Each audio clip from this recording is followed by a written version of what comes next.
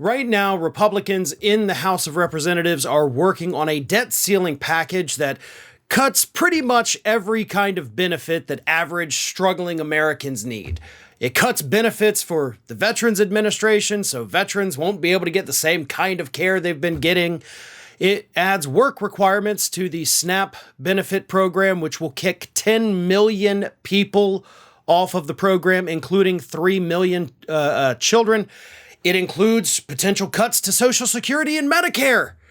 So, while Congress is trying to take away your money, it should not come as a surprise at all that they implemented a new rule that allows them to get more money from the government. It's not a pay raise, but it's a change in the way that lawmakers get reimbursed for their expenses.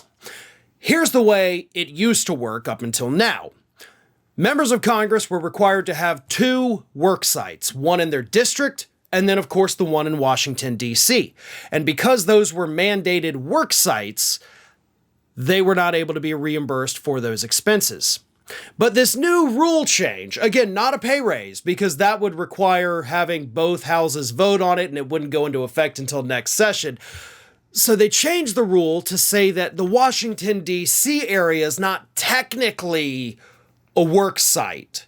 And because it's not technically a work site, then suddenly that means you're allowed to get reimbursed for your expenses for rent, all your food, and of course all your transportation in Washington, D.C. You don't get to reimburse yourself for what's back in your district, of course, because that's where you live, but you don't live in D.C. So your rent, all your food, transportation expenses, and any other expenses that you incur while in Washington, D.C., members of Congress can now be fully reimbursed for all of it. So they're trying to take money out of your pockets right now and put more of it into theirs. Like, that part's actually already done. Like, that new rule has been implemented. And it should be noted that this rule change was first kind of put in place but not yet implemented on December 30th of last year when Democrats still controlled the chamber. So we have bipartisan support for putting more money into the pockets of our elected officials. This is disgusting. It's even more disgusting because, again, they're cutting your benefits while increasing their own. Now, they swear they're not increasing the budget. You know, they've got a congressional fund that they use to reimburse members for their expenses. So this isn't going to add any new spending until it runs out, because now you can get reimbursed for every single thing. And then in that case, they will have to raise the budget. So just because they're not raising the amount of money in that fund right now does not mean that that's not going to come in the very near future. It will. But they also point out, let me read this. This is from Republican Representative Jay Obernolte, who said, "A third of the Congress slept in their offices. That is not a healthy situation. Oh, these poor members of Congress making $174,000 a year when the average median household income for the United States is $70,000. So you're making $104,000 more than that each year. And oh, they had to sleep on their couch in their office." That's actually been a thing that's happened in DC for decades. Some of them actually do it by choice. I get the fact that housing is expensive. You know how we could solve this problem without taking more money away from that little pot you have that you're going to end up raising? You could telecommute.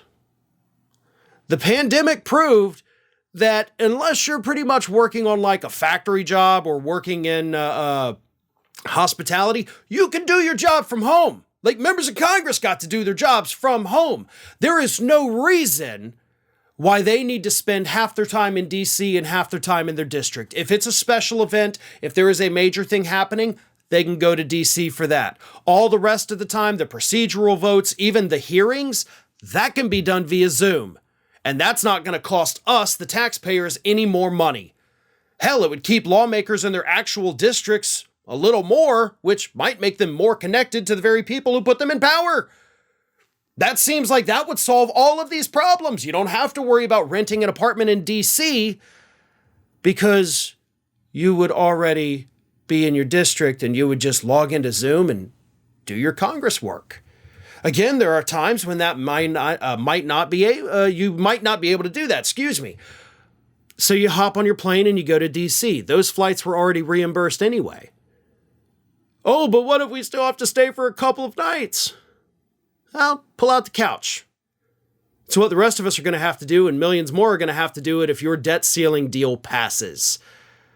If we have to suffer, you shouldn't be any different. Ring of Fire has fresh content 7 days a week, so if you want to be reminded about it, don't forget to subscribe to the channel, hit the little bell to be notified every time a new video goes up.